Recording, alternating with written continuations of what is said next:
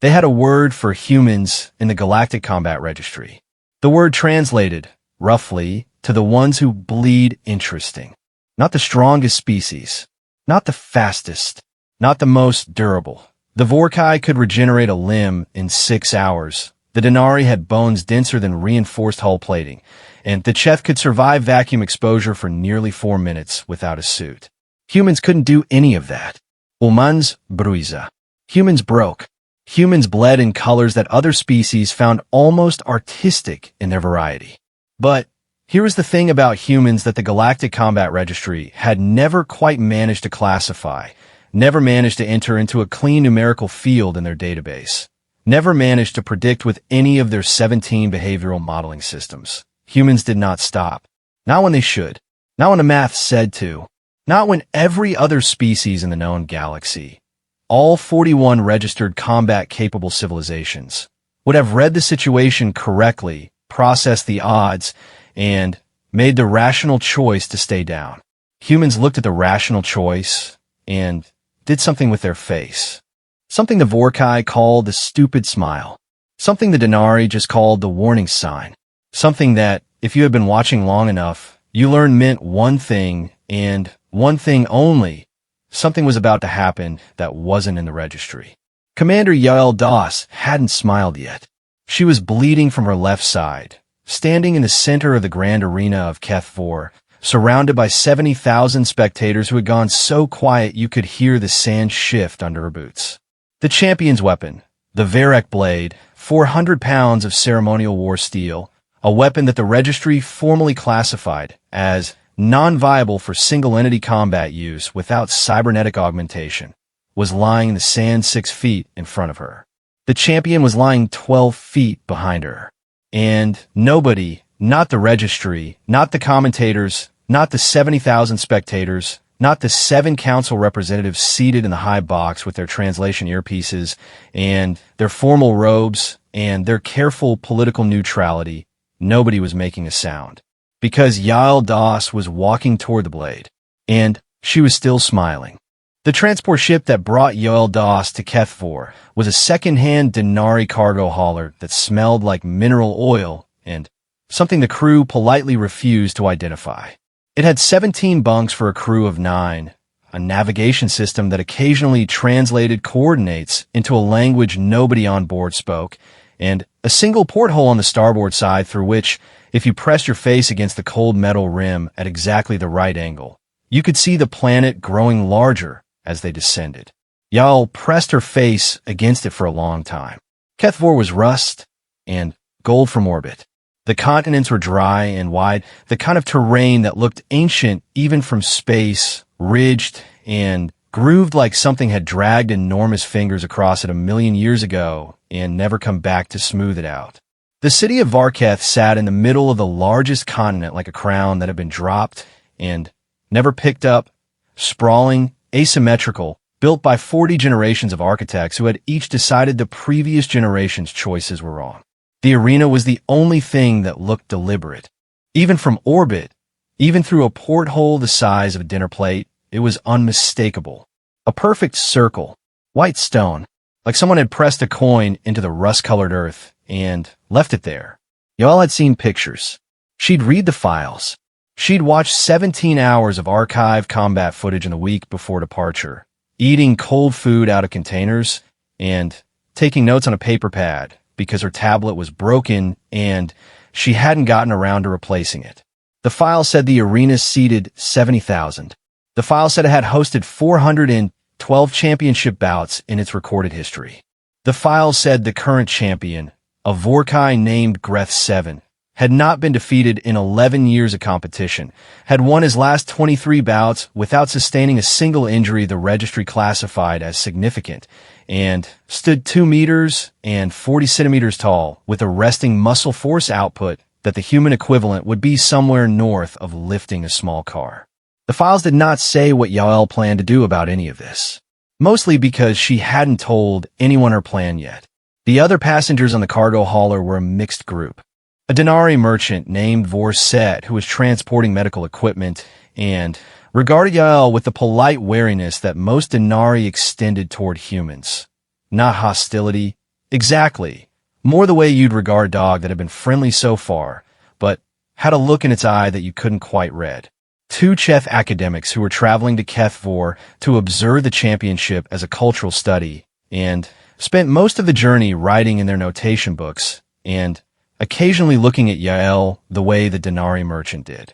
A young Vorkai, barely adult by their standards, maybe 30 years old in human terms, who had introduced himself as Kethborn and was traveling home from his first off-world study period and had decided, within 20 minutes of meeting Yael, that she was the most interesting thing he'd encountered in 3 years of interplanetary education.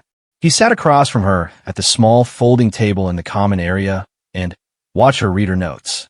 "You were reading about the championship," he said. It wasn't a question. He'd already seen the file she had opened. "Yes. You are a combat registrant." Yael looked up. "What makes you say that?" Kethborn gestured at her hands. She looked at them. She had a habit of not noticing her own hands. They had been through enough that they'd stopped seeming remarkable to her. The knuckles were layered with the kind of scar tissue that only built up one way. The left index finger sat at a slight angle that no medical intervention had ever fully corrected. There was a burn mark on her right forearm that she'd stopped covering up years ago. "These are reading hands," she said. "I read a lot."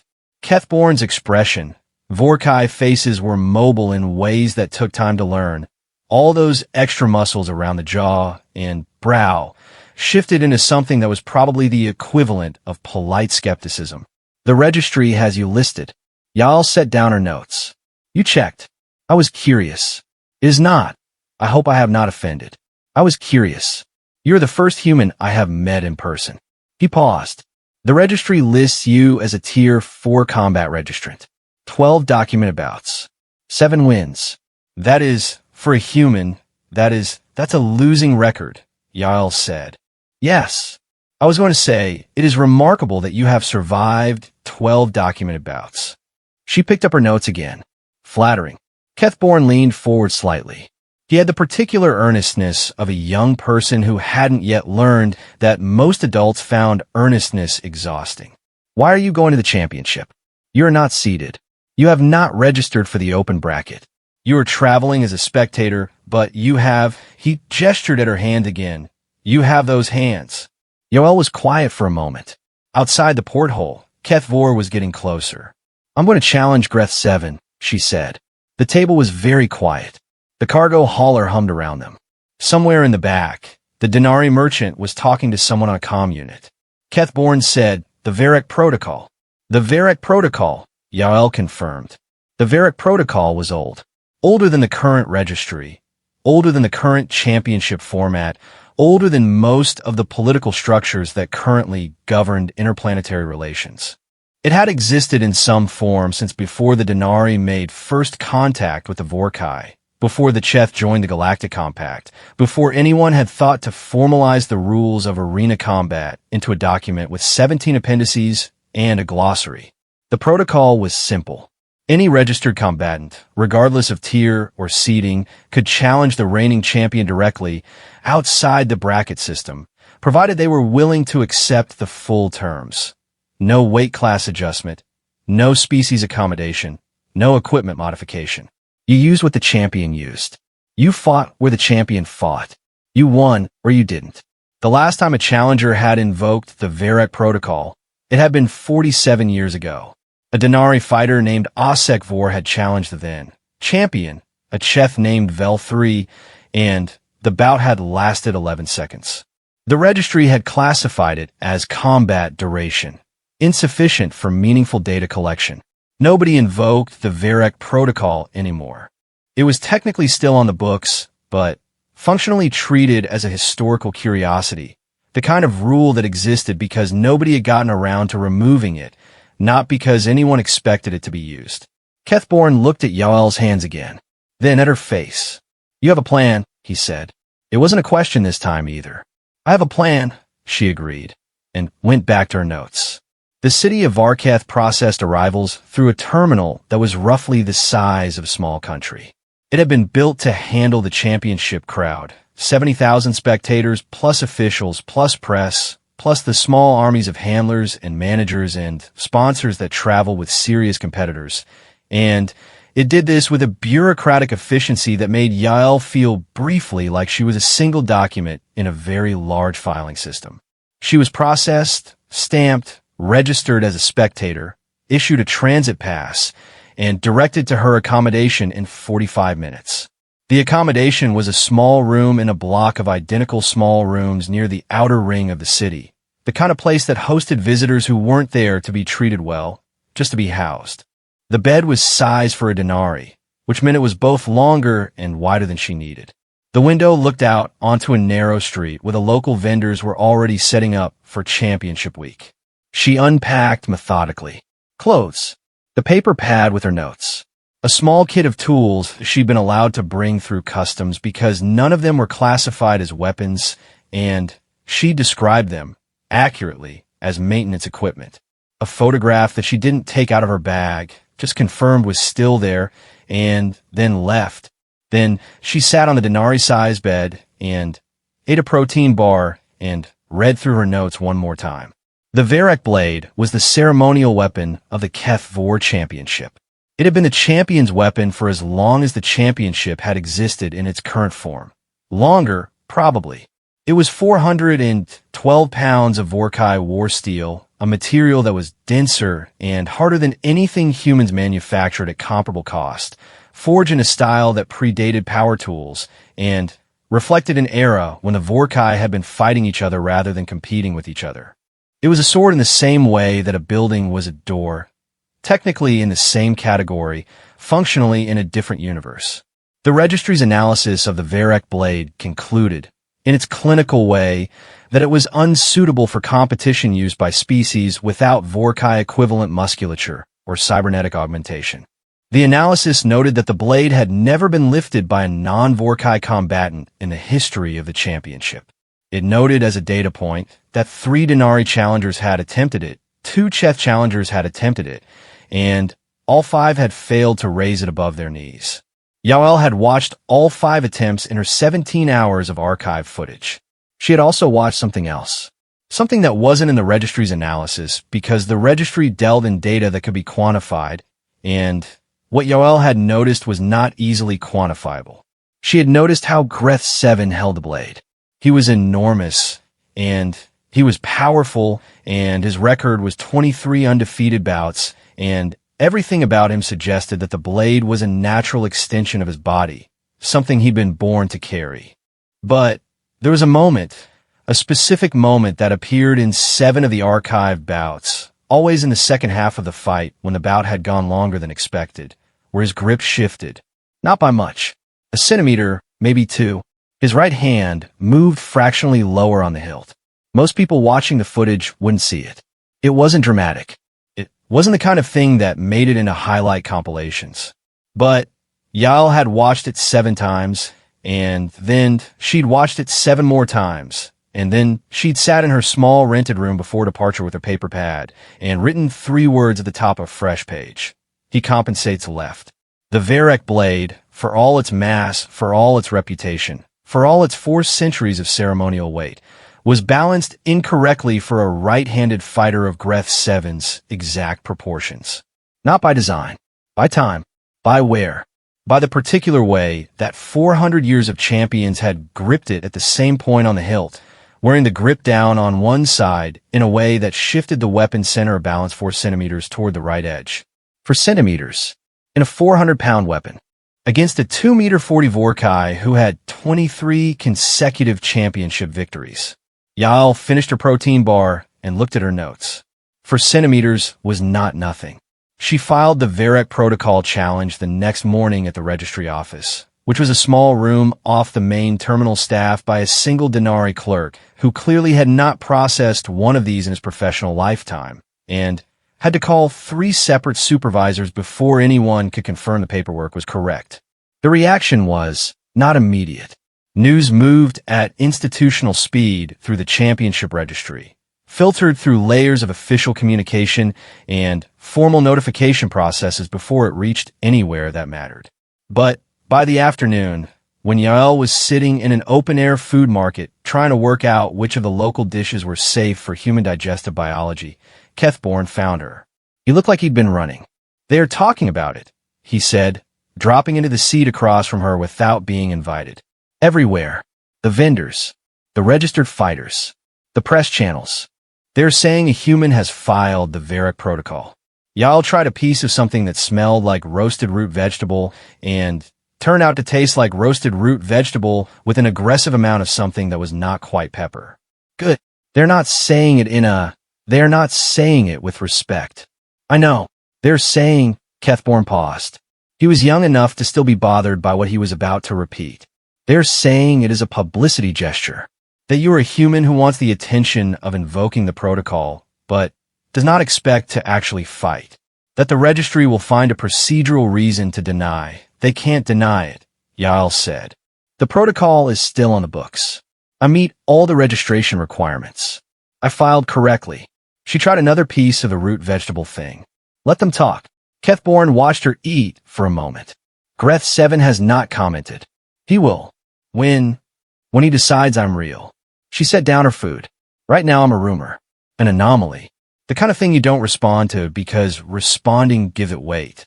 He'll wait until the registry formally confirms the challenge, and then he'll comment, and the comment will be something polite and dismissive about respecting all challengers and the traditions of the championship."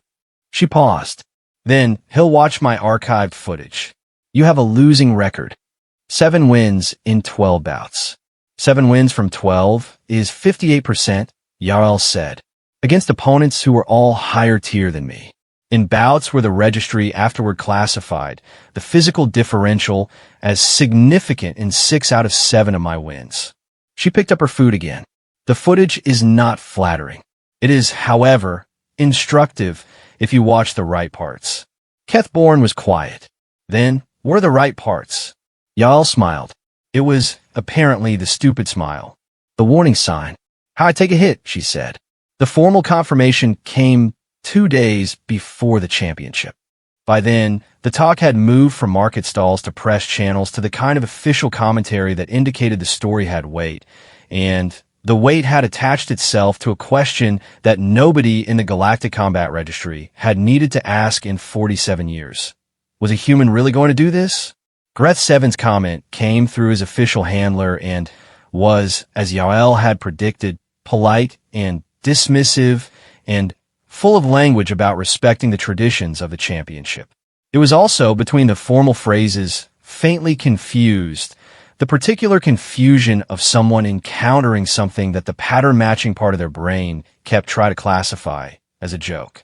Yael read it in her small room and folded the printout and put it in her bag next to the photograph she still hadn't taken out.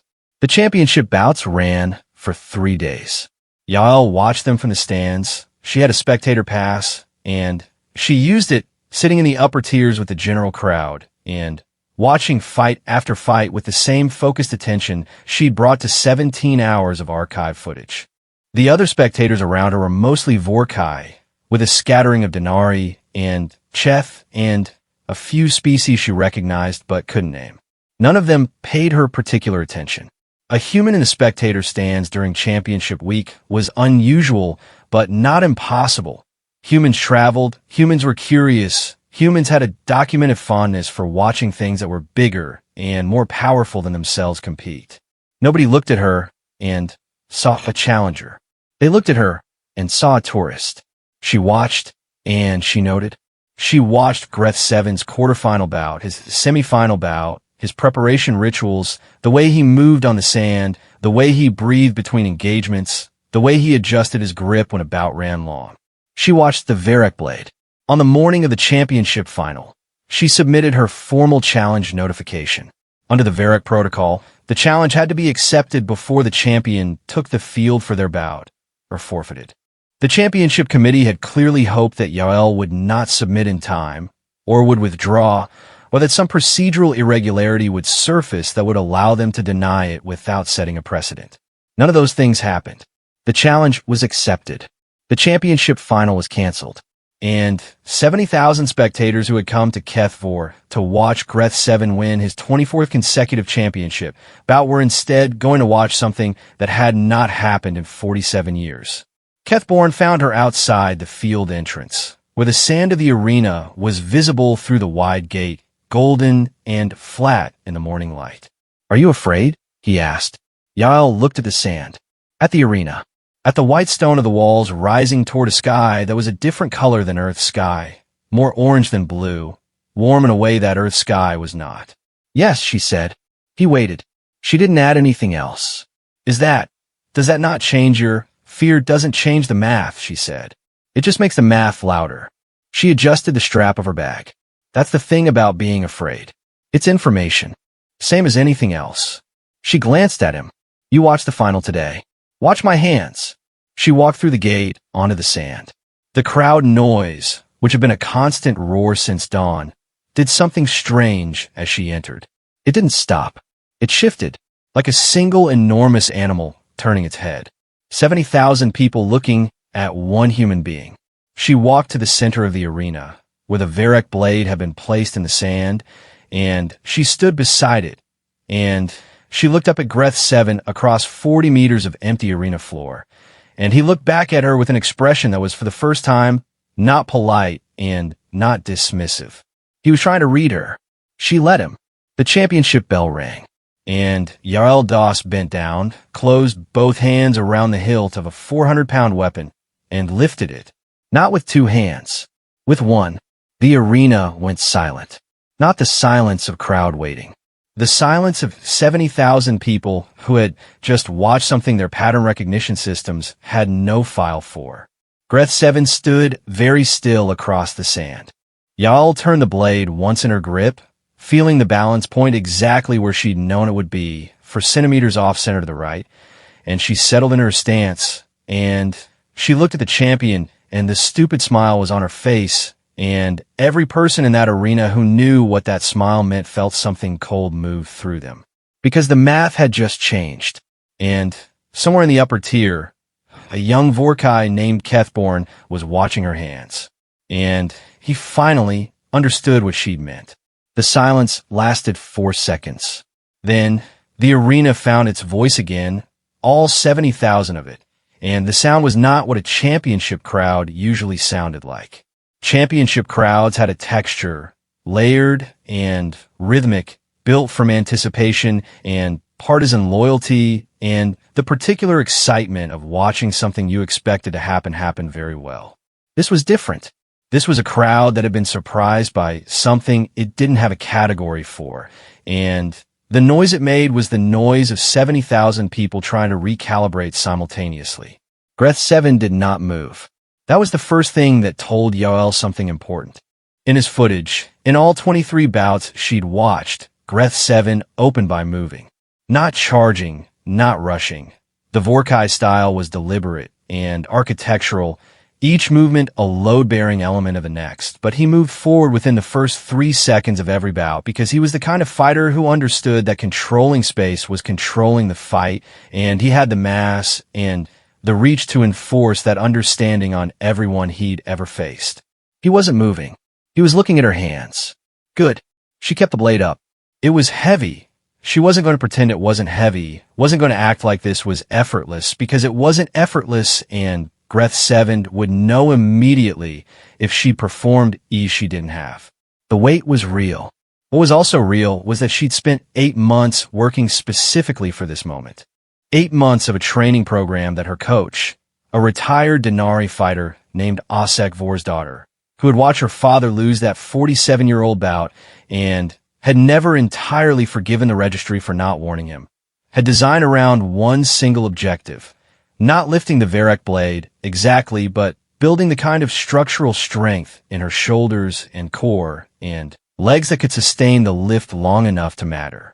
412 pounds. One hand. She could hold it for approximately 90 seconds before the shoulder joint started to fail. 90 seconds was the plan. She rolled her wrist once, letting the blade describe a slow arc in the air, and she watched Greth 7's eyes track the movement. He was recalculating. She could see it in the stillness around his jaw. That particular Vorkai expression that her coach had called the moment before the new thought. "You've been holding back," Greth Seven said. His voice carried easily across the arena floor. The crowd quieted to hear it. "I've been preparing," Yael said. For this. For this." He looked at the blade again. Then at her.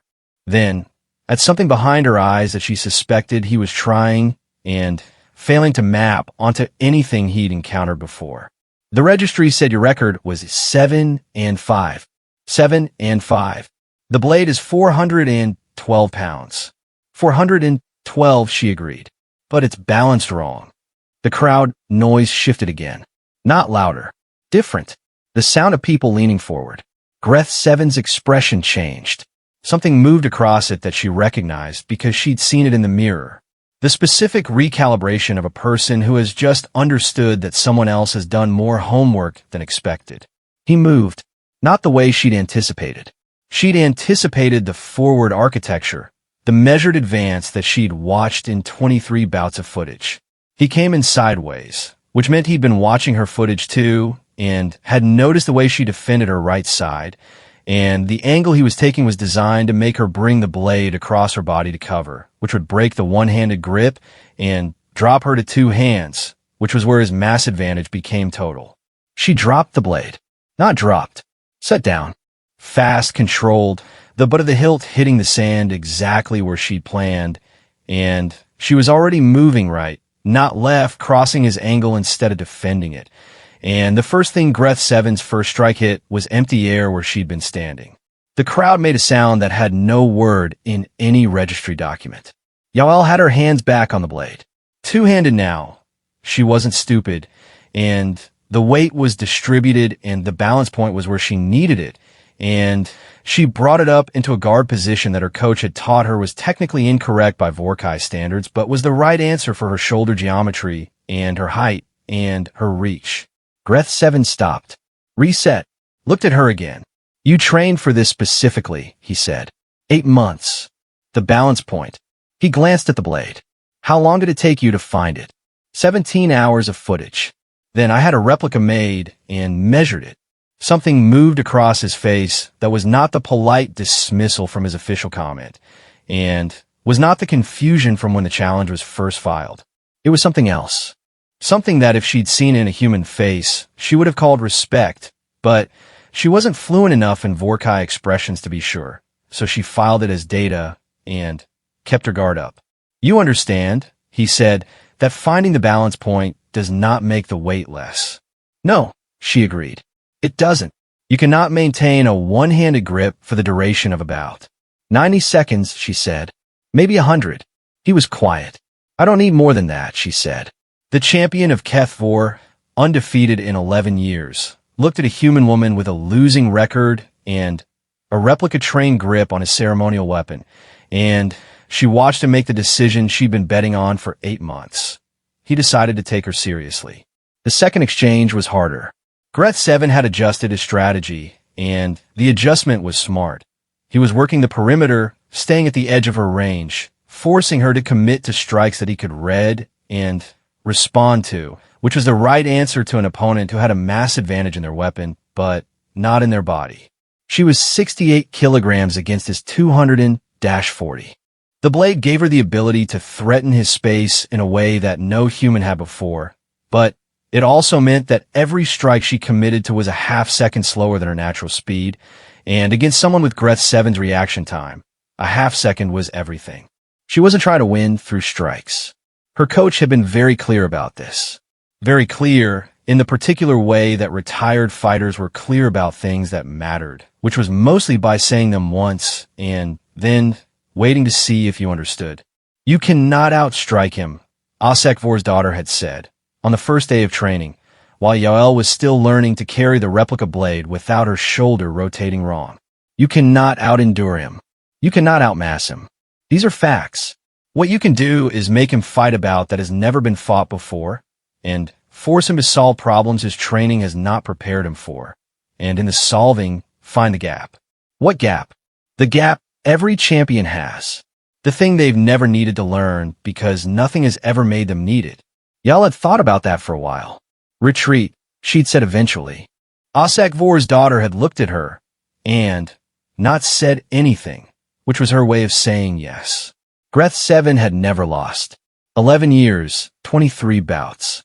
Every opponent he'd faced had been bigger than Yael, stronger than Yael, more physically capable than Yael by every registry metric.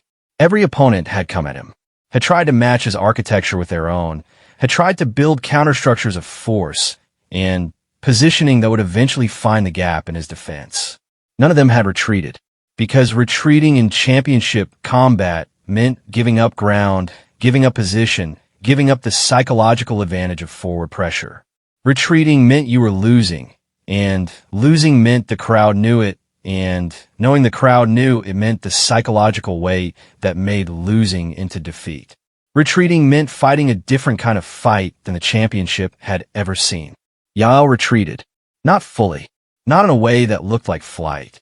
She retreated in the specific way her coach had taught her, deliberately, with a blade always threatening, with her footwork designed to make every step backward look like the setup for a step forward that might or might not come. She retreated in a way that made Greth 7 follow, and following Yael Doss when she was retreating was, as she was about to demonstrate, a different experience than following anyone else, because she was retreating toward the place she'd chosen before the bout started. The arena floor was sand, and the sand was not uniform. There was a section in the eastern quarter where the maintenance team had laid fresh sand over older packed sand 2 seasons ago, and the differential in density created a surface irregularity that wasn't visible to the eye, but that she'd identified in maintenance records she'd requested through a registry information access form, because the records were public, because nobody had thought to make them restricted, because nobody had ever needed them before. She hit the fresh sand and felt it give fractionally under her right foot. Not much. Not dramatically. Enough. She stopped retreating. Planted. Turned the blade. Greth 7, following her forward momentum, hit the same fresh sand a half step later. His left foot adjusted. Fractionally. Automatically. The kind of micro-adjustment that a body makes below the level of conscious thought when the ground changes under it. For most fighters, that adjustment was invisible. For a fighter with Greth 7's mass, that adjustment was a quarter second. She was already inside his reach. The blade was too heavy to swing at close range without room. She knew that. She wasn't swinging. She was using the hilt, the thick, solid, 4-century-old forged steel hilt, and she drove it upward into the junction of his arm and shoulder, the specific anatomical point her coach had identified as the Vorkai nerve cluster that their armor never adequately covers because nobody expects an opponent to be this close. Greth 7 made a sound. Not a word. A sound. His left arm stopped working correctly for approximately 3 seconds. 3 seconds was more than a quarter second. She was already gone, back on solid sand, the blade up again, and Greth 7 was standing in the fresh sand section with his left arm hanging and his expression doing something she'd never seen in 23 bouts of footage. The crowd made the sound from before again. The sound without a word. You mapped the sand, Greth 7 said. Maintenance records, she said. They're public. He looked at his arm, flexed the hand experimentally. The nerve cluster strike was temporary. She'd known that her coach had been very specific, 3 to 5 seconds, and then the disruption cleared and function returned. It wasn't a finishing move. It was a demonstration. You have done this for every detail, he said. It wasn't accusatory. It was something closer to wondering. 8 months, she said. That's what 8 months is. He rotated his shoulder. The arm came back online. He looked at her across the sand with the expression she still couldn't fully read. Why, he asked. She almost didn't answer. It wasn't the kind of question you answered in the middle of a championship bout. But he'd asked it seriously, and she was winded, and her shoulder was telling her she had maybe 60 seconds left on the one-handed grip, and there was something in the question that deserved a real answer. Because the registry doesn't have a file for what humans do, she said. And I wanted to show them what the file should say. Greth 7 was quiet for 3 seconds. That is, he said slowly, either the most arrogant thing I have heard in 11 years of championship competition. She raised an eyebrow. Or the most honest, he said. He came at her again. The next 20 minutes were the part that the press channels would replay for the next 3 years. Not because of the strikes. The strikes were notable. She got in 4 more nerve cluster touches using variations on the same approach, and he got in 3 hits on her that the registry would later classify as significant physical impact, and she would later describe as the 3 times I thought about lying down and then didn't, but the strikes were not what made the footage remarkable. What made the footage remarkable was the conversation. It started as tactics. He'd call a movement, not his own, hers by its registry classification, and she'd respond with what she was actually doing and why, and the gap between the registry description and her actual intent was sometimes large enough to be audible. He was trying to understand her, and she was letting him, and the process of 2 trained fighters explaining themselves to each other in the middle of a bout was something that had no precedent in championship history. Registry classifies that as a retreat feint, Greth 7 said, after the 3rd sand section approach. It's not a feint, she said. I'm actually retreating. I'm just retreating towards something. There is no tactical category for retreating towards something. There will be. He stopped, just for a second. Then, you intend to publish this. I intend to survive it first, she said. Then publish it. He made a sound that was, possibly, the Vorkai equivalent of a laugh. She filed it as data and kept moving. The crowd had been on its feet since the second exchange. Not cheering. Not for either fighter specifically, but making the continuous sound of 70,000 people who were watching something they couldn't quite name, but couldn't look away from. The press channels were broadcasting live. The council representatives in the high box had stopped being neutrally political and were leaning forward with their translation earpieces active, which meant they were listening hard. The registry's live analytics feed, which was public and being watched by approximately 12 million people across 4 systems, had stopped generating clean probability assessments 14 minutes into the bout. The system kept producing outputs that contradicted its previous outputs because Yael kept doing things that the model predicted were low probability, and they kept working, and after enough low probability events, the model had essentially stopped trusting itself. The registry analysts watching the feed were very quiet. One of them, a young chef on her 2nd championship assignment, had opened a blank analysis document 30 seconds into the bout and had been trying for 20 minutes to write the first line. She deleted 14 attempts. She finally typed, "The human is teaching the model something it doesn't have a category for." Then she deleted that too. Then she typed it again and left it. Yael's shoulder gave a specific warning. Not pain, exactly. She'd been in enough situations that pain had a range and a texture, and she'd learned to read it the way you read weather.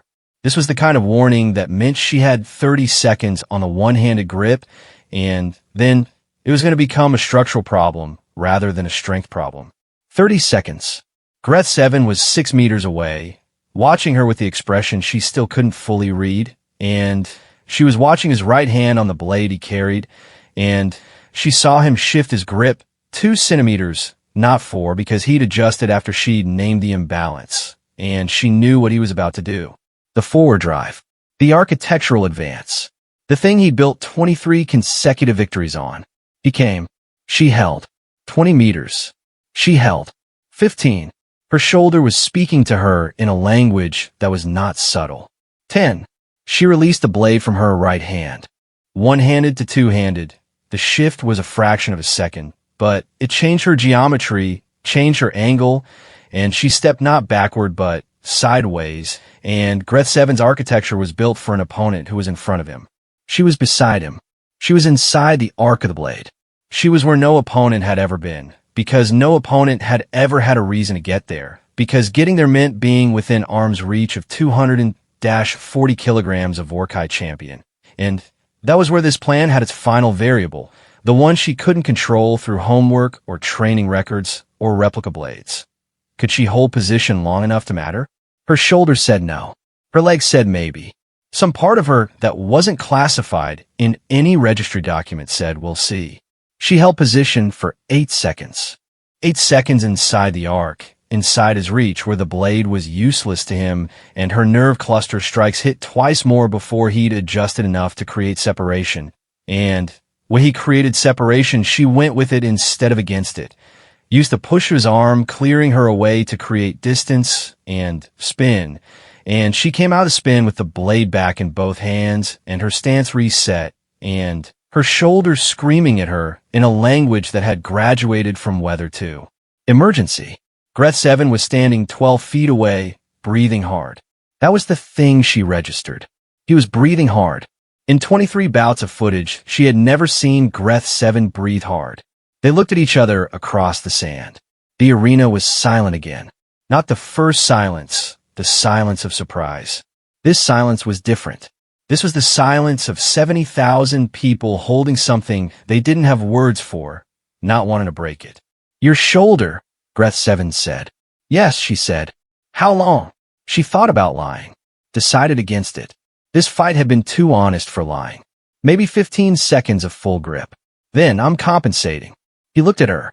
The expression she couldn't read was doing something new, something that moved through all its layers and settled into something simpler. "You planned everything up to this point," he said. "Yes." "You did not plan past it." She smiled. The stupid smile. The warning sign. "I planned to get to a point where the plan didn't matter anymore," she said. Greth 7 was quiet for a long moment. The arena waited. "That," he said finally, "is either the stupidest strategy one have ever encountered in 11 years of championship competition." She raised an eyebrow again. "Or the most human," he said. And he moved. The last phase of the bout began with 15 seconds of shoulder and ended with something that had no timer. Greth 7 came in with a pattern she hadn't seen in any of the footage. Not because he hadn't used it before, but because he never needed it. It was the pattern he used when someone was already beaten and needed to be shown the path to the ground with minimum damage to both parties. A kind of architectural courtesy, the champion guiding a spent opponent to a landing that preserved dignity. She recognized it 2 seconds in, not from the footage, but from something her coach had said once about the difference between a fighter who wanted to win and a fighter who had won so many times that the winning had become a kind of responsibility. He was trying to finish this respectfully. Her shoulder informed her, with no ambiguity, that respecting this offer would be the intelligent choice. She ignored her shoulder and went at him, not with the blade. The blade was in her left hand, trailing, because her left shoulder could still grip, and her right was telling her things she had decided temporarily not to hear. She went at him with her body, low, inside the arc again, the position she'd found once and come back to twice, and knew she could reach a fourth time because she'd mapped the exact footwork required to get there from 3 different approach angles. He adjusted faster this time. He'd learned her approach. She'd learned that he'd learned it. She pulled the approach left and drove right instead. And the thing about predicting a feint was that the feint had to look real enough that the prediction felt earned. And Jarl had spent 8 months learning to make things look real, and Greth 7 was 240 kilograms of trained combat architecture adjusting to something he'd already accounted for, and finding it wasn't there. His weight was committed wrong for a half second. Half a second. Her right shoulder did something it had been threatening to do for the last 4 minutes. She didn't go down. She wanted to be very clear about that. Later, in every subsequent account, she did not go down. She staggered. Her right knee hit the sand. There was a moment that lasted approximately 3 years where the blade was the only thing keeping her upright because it was planted in the sand, and she was leaning on the hilt with both hands, and Greth 7 was right there, right at the edge of her peripheral vision, close enough that this was where it ended by every rational metric. She looked at the sand. There was a photograph she hadn't taken out of her bag since arriving on Keth 4. She didn't look at it much anymore. She'd looked at it a lot in the first year, then less than, not at all for most of the 8 months of training, because looking at it made the 8 months harder, and she needed the 8 months to be doable. But she knew what was in it. It lived in her chest somewhere, the way these things did, filing itself in the space between the ribs where air didn't reach. Her father had made it to 3 championship events before the registry denied his application on species accommodation grounds. 3 events. He'd kept the denial letter in a drawer for years. She'd found it after the funeral and read it 3 times and put it back and never told anyone it existed. Blood money wasn't the right phrase for what the registry owed humans. She hadn't found the right phrase yet. She'd been working on it. She got back up. Not the way you stood up when you were fine. Not clean, not fast, not with any of the dramatic efficiency that combat footage loved to replay. She got up the way you got up when the only argument for getting up was that the alternative was worse, which was an argument she'd been having with the floor since she was old enough to understand what the floor represented. Greth 7 had stopped. He was standing close enough to end it. He'd been in position for 2 full seconds by her count, and he was not ending it. Your shoulder is compromised, he said. Observant. This is where you yield.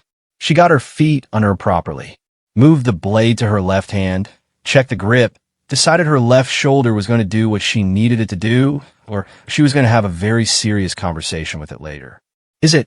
Every opponent I have faced, Greth 7 said, at this point in a bout, with this level of physical status, has yielded. I know. She raised the blade. Left hand, adjusted grip, 4 centimeters off-center, which was now in her favor because she was working left dominant. I watched the footage. He looked at her. The expression had come back, the one she couldn't read, but it had a new layer now, and she thought, with the part of her brain that processed these things while the rest of her was busy not dying, that the layer might be something close to the Vorkai equivalent of the specific feeling you got when something you believed was complete turned out to have another room in it. You're going to make me finish this, he said. Not with anger. Almost with something like regret. I'm going to make you earn it, she said. There's a difference. He came at her. What happened in the next 6 minutes existed afterward in 2 versions. The registry version was precise and clinical, a detailed account of strike exchanges, positional shifts, grip changes, and the 3 moments when the registry's real-time probability assessment had flatlined because its model couldn't process what it was seeing. The registry version noted, in its careful data field language, that the challenger sustained significant physical impact in 7 documented moments, that the champion sustained physical impact categorized as minor in 3 moments, and that the bout duration exceeded the average championship final by 14 minutes and 33 seconds. The other version was what 70,000 people saw. A human woman with a broken shoulder grip and a 400-pound weapon and a math that said she should be on the ground fighting a champion who was trying to finish the fight quickly and cleanly out of respect and finding that the fight kept refusing to be finished. And with each refusal, something was changing in the arena, something that started in the crowd and moved toward the high box and found the council representatives leaning further forward than protocol permitted, something that had been building since the moment the arena went silent and was now something different, something that hadn't arrived yet, but was close. The crowd started making a sound for her. Not the traditional championship sound, not partisan loyalty to a registered fighter. A sound that came from somewhere more primitive than loyalty. The sound of a watching species recognizing something in another species that it had not previously had evidence existed. She hit the sand twice more in those 6 minutes. Both times she got up. The second time it took longer. Long enough that Greth 7 had stepped back to give her room, which was not a championship move, which the registry would later note as unprecedented in its clinical way and which the crowd understood immediately as something that had no registry classification. The champion was giving the challenger the dignity of her own feet. She got to them. The blade was in her left hand. Her right arm was functionally decorative at this point. It could hold a grip, but it couldn't generate force. And it was telling her in the weather to emergency language she'd learned to read that she had one more serious move in it. Maybe 2 if she pushed past what she knew she shouldn't push past. One more serious move. She looked at Greth 7 across the sand, and he looked at her, and there was a conversation happening between them that was not in any language registered in the Galactic Combat Registry. You have studied my weaknesses, he said. His voice had something in it she hadn't heard before. Your compensations, she said. Not weaknesses. You compensate for the blade's balance because you've carried it for 11 years, and your body learned the adjustment. That's not a weakness. That's just a data point. He was quiet. Then, and what is your data point? She thought about the photograph, about the denial letter in the drawer, about 17 hours of footage and 8 months of training and a coach who had named her father's failure and decided to make it mean something different. I don't stop, she said. It was the simplest true thing she could think of. He nodded, slowly, the expression that had all the layers settled into the single simple thing again. No, he said. You don't. He came at her one more time. She had one more serious move. She'd been saving it. Not consciously, not with a specific plan, but with the animal intelligence that took over when the conscious plan had run its course. The part of her that knew where the reserves were and kept them banked until the moment they were the only thing left. Greth 7's final approach was different from all the others. Not faster, not harder. Different in the way that a door being closed gently was different from a door being closed by someone who wanted it to stay closed. He was going to end this, and he was going to end it with the same care he'd brought to every bout where an opponent had run out of options. And there was nothing wrong with this. It was merciful. It was correct. It was what the champion of Kethvor did for opponents who had given everything they had. She let him get his 6 feet. Then she dropped the blade. Not dropped. Controlled release, hilt first, forward into the sand. The blade hit the sand between them. Greth 7 stopped. The move had no registry classification because it had never been done before. Releasing your weapon in championship combat was not a tactical choice. It was an error because without the weapon you had nothing. No reach, no threat, no leverage. Releasing the weapon was surrender or it was stupidity, and either way it was the end of the bout. Yael stepped over the blade. She was 2 feet from Greth 7, close enough to smell the mineral and heat scent of Vorkai exertion, close enough to see the pattern of his chest armor and the gap at the junction she'd struck 3 times, except now her right arm wasn't working and her left wasn't strong enough to make the strike matter, and she wasn't trying to make the strike matter. She put both her hands on the arm that held his weapon, and she held on. Not to disarm, not to control. She couldn't disarm a 240-kilogram champion, and she wasn't trying to. She was holding on the way you held on, when holding on was the only thing left that was true, the way her father's 3 championship events and the denial letter in the drawer had always been a kind of holding on, the way every human who had ever stood in a room built for someone else's body and done the work anyway was holding on. Greth 7 did not move. The arena did not breathe. For 3 seconds that lasted considerably longer than 3 seconds, the champion of Kethvor stood in the center of the grand arena with a human woman's ruined hands holding his arm. And he did not shake her off, and he did not strike, and the sound the crowd made was the sound of the thing that had been coming since the silence arriving. Then, Greth 7 did something that had no registry classification either. He lowered his weapon, slowly, deliberately, all the way down until the tip rested in the sand. And he looked at Yael Doss with the expression she'd spent the entire bout trying to read, and she finally read it because it had simplified to the point where there was only one thing in it. This is what you came for. The bout is not concluded, said the championship referee from the edge of the arena. His voice was careful, registry careful, the voice of someone who knew the rules and was trying to determine which ones applied. No, Greth 7 said. It is not. He reached down with his free hand. He picked up the Varric blade from the sand. He held it out to Yael. Hilt first. She took it. Her shoulder screamed at her, and she told it to wait. The blade was in both hands, 2-handed grip, and it was heavy. It was still 412 pounds, and she was 68 kilograms with a broken shoulder and a right arm that was having a crisis about its structural purpose. And she was holding a weapon that the registry said was unsuitable for non-Vorkai fighters, and that she had lifted one-handed in front of 70,000 people, and a council box, and an analytics model that had stopped trusting itself, and she was still standing. Greth 7 stepped back, not in defeat, not in concession, in a gesture that had no registry classification because it was not a championship move. It was older than the championship, older than the registry, older than the Galactic Compact, and its 17 appendices. It was a gesture a warrior made when they recognized another warrior. The arena made a sound. The crowd was on its feet. All of it. 70,000. The sound wasn't for Yael, and it wasn't for Greth 7, and it wasn't for the championship or the registry or the Varric protocol. It was the sound you made when you had watched something happen that was going to be in your memory when everything else was gone. The referee was consulting his rulebook. His supervisor was consulting her supervisor. The council representatives in the high box had stopped consulting anything and were simply watching. The bout was technically not concluded. Jarl looked at Greth 7. You yielded, she said. I lowered my weapon, he said. In championship terms, those are the same thing.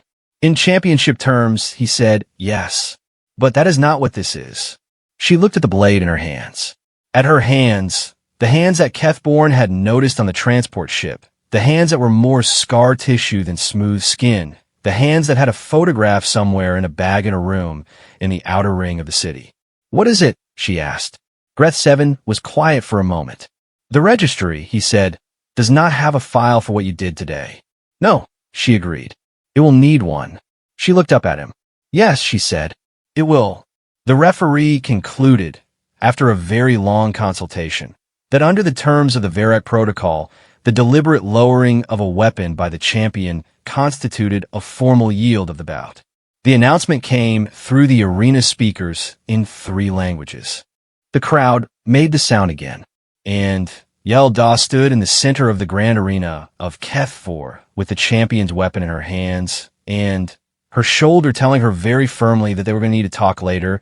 And she looked out at 70,000 people who had watched something happen that they were going to spend the rest of their lives explaining. And she thought about the denial letter in the drawer and the 3 championship events and the photograph she hadn't taken out of her bag. She thought about what file the registry was going to have to build. She thought about what it would say. And she thought, for the first time since she'd stepped onto the sand that morning, that it might say the right thing. Kethborn found her an hour later outside the field entrance, where she was sitting on the ground with her back against the wall, because standing was currently a choice she was not making. Her shoulder had lost the argument. Her right arm was in a temporary brace that the arena medical team had provided while making the particular sound that medical teams made when someone had been doing things their body had very clearly asked them not to do. He sat down next to her. He didn't say anything for a while, which was unexpected, because in her experience, Kethborn always had something to say. I'll watch your hands, he said eventually. And he thought about it. I don't have a word for it. In Vorkai, there's a concept, Vethkora, that means approximately the will that the body cannot contain. But that is not. I don't think that is exactly right either. She leaned her head back against the wall. The Kethfor sky was the orange, not blue, above her. And somewhere in the city, the championship week crowds were doing what crowds did. And she was 68 kilograms of bruised human with a brace on her shoulder, and the registry was going to have to build a new file. What would you call it? Kethborn asked. She thought about it for a while. Stubborn, she said. He considered this. That is a very small word for what I watched today. Yes, she agreed. But it's accurate. She closed her eyes. The orange sky was warm on her face. The file, she thought, could wait until tomorrow. The Galactic Combat Registry published its incident analysis 48 hours after the bout. It was 37 pages long. It had 4 appendices. It used the word unprecedented 11 times, which was 10 more times than the registry had used that word in any single document in its recorded history. The registry's standard incident analysis template had 14 data fields.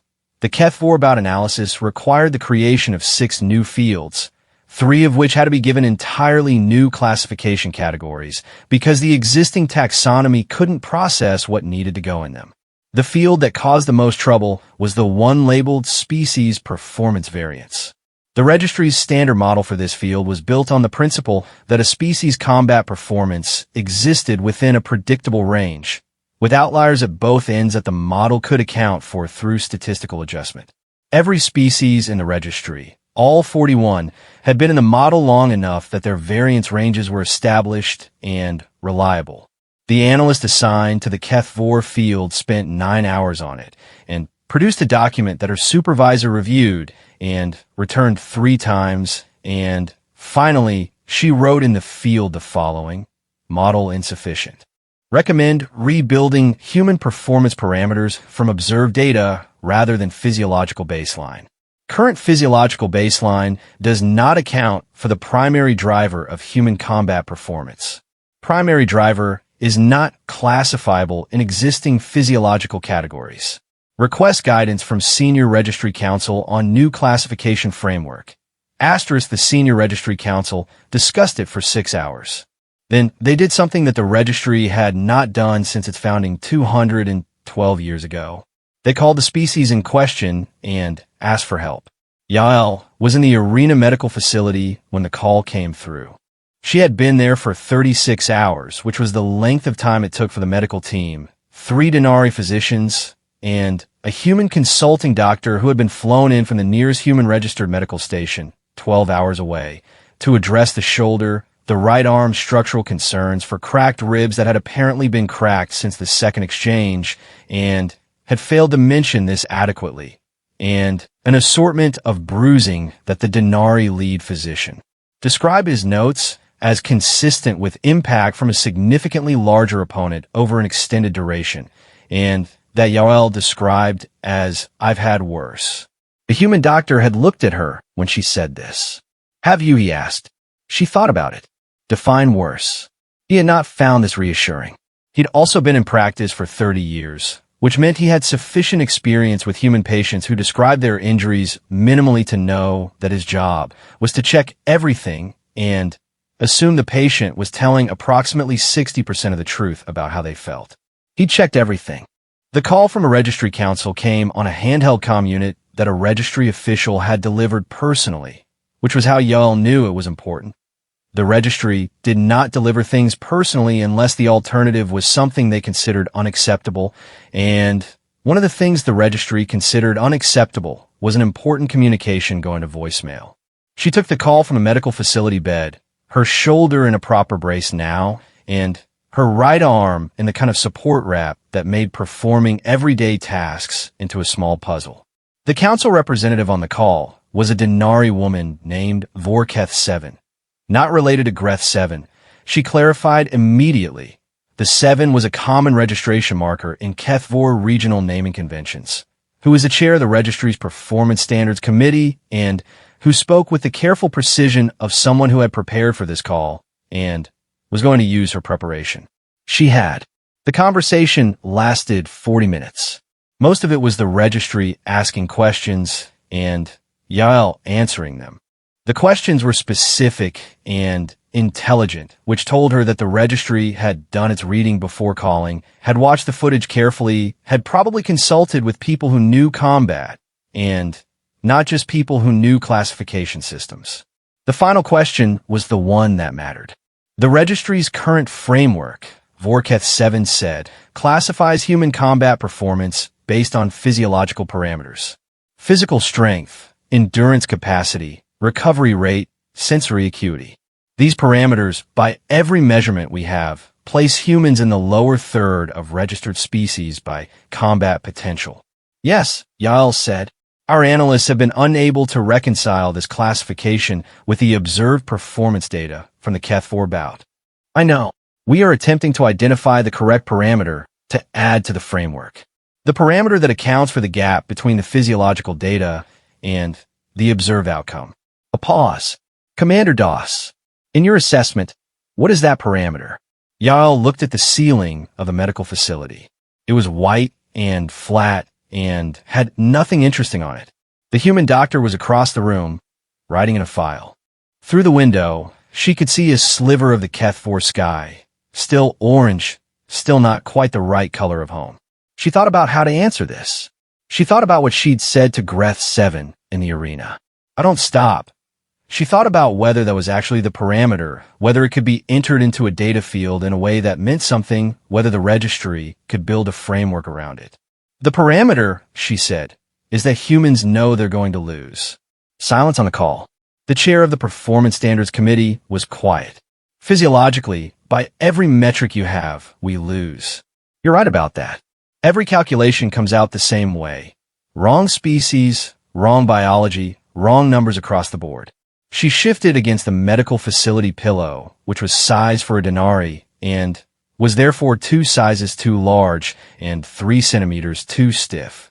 The thing your framework doesn't account for is what happens when a species has been losing for a long time and knows it. I don't understand. When you know you're going to lose by the math, you can either accept the math or find a way to make the math not matter. Most species accept it. If the numbers say yield, they yield because the numbers are usually right and yielding is efficient. Humans, she paused. Humans spend our entire history being the smaller species, the slower species, the less capable species in every single environment we were in. Longer and colder and more dangerous than we were equipped for. And we didn't stop existing. So something happened to us over all that time, where being smaller than the thing trying to kill us became not an obstacle, a condition, something we operate inside of, not against. The call was very quiet. The parameter, Yael said, is that humans do not use the math as a ceiling. We use it as the floor we start from. Another pause. Then, how do you enter that into a data field? She almost smiled. You don't. You create a new field, and you label it something that means add an unknown variable for human performance in adverse conditions, and treat the output as non-deterministic until you have more data. Non-deterministic, Vorketh 7 repeated.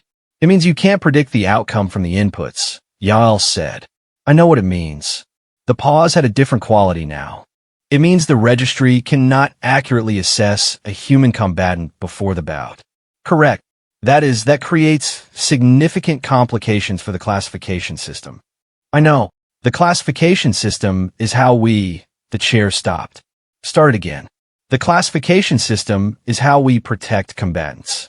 How we match opponents to prevent unnecessary harm.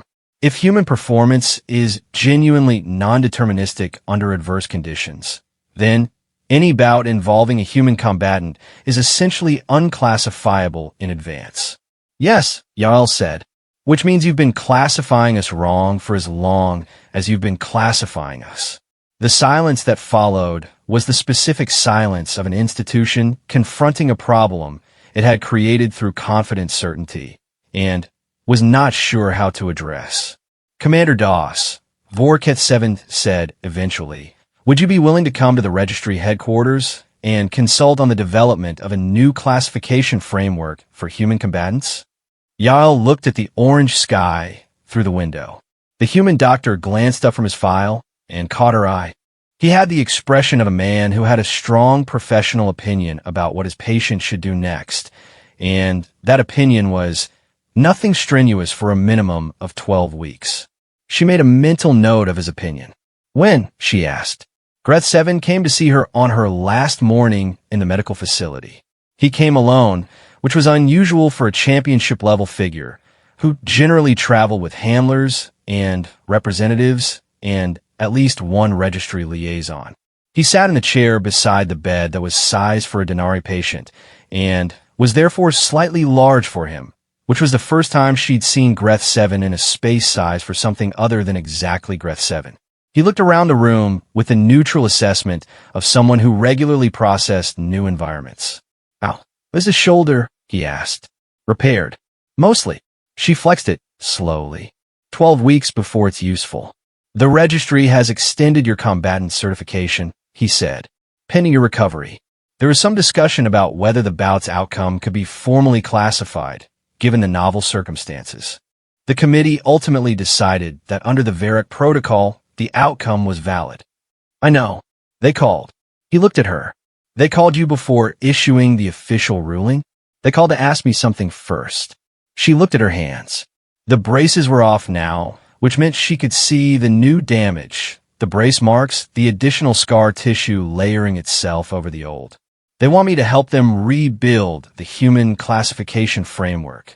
Greth 7 was quiet for a moment. Are you going to? Yes. Good.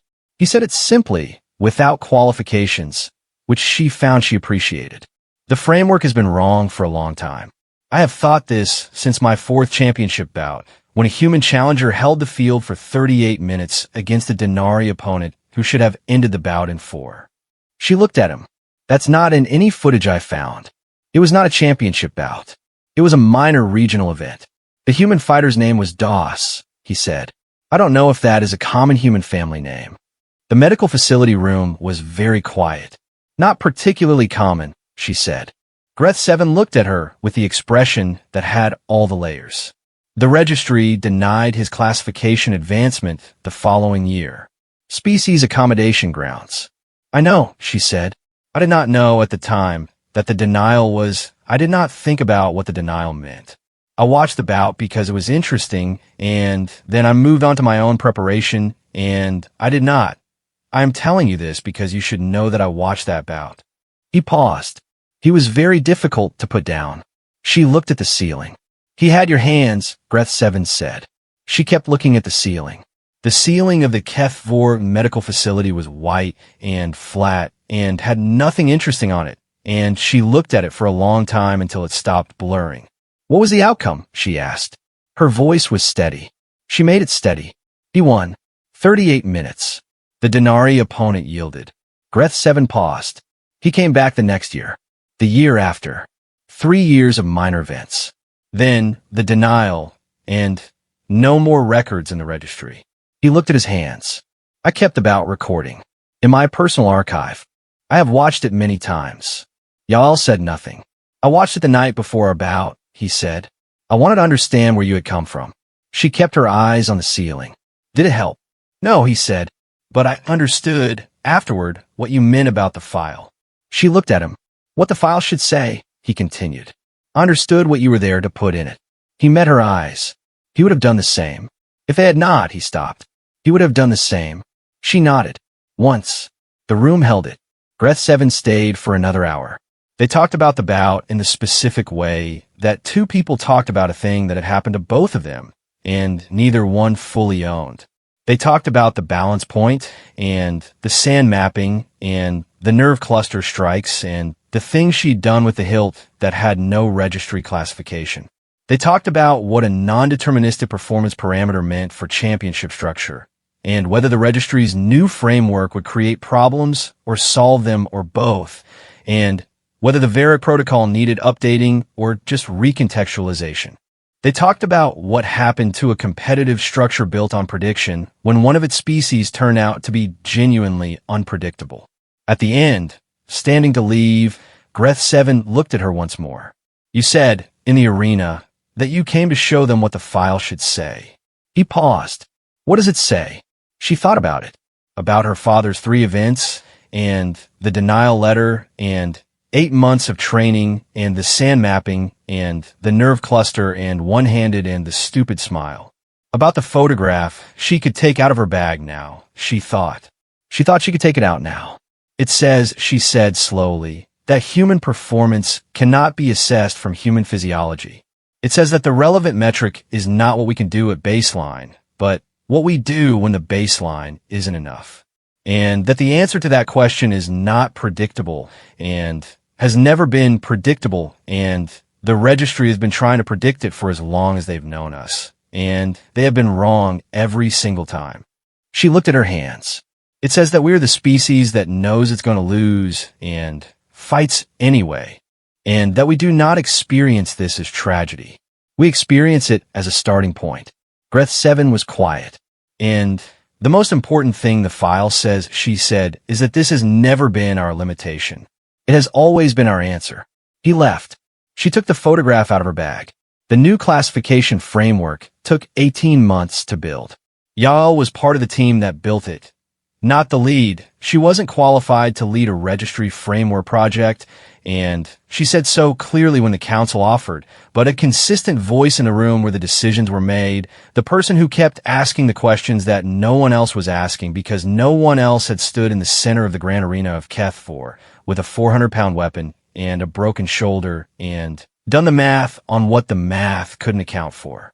The framework's new field was labeled, in the registry's formal language, adversity performance variance, species-specific non-deterministic factor. An informal use in the training facilities and the minor event circuits and the press channels that covered championship competition. It was called something else. The term spread from Kethvor outward, the way terms spread when they came attached to a story that people kept telling.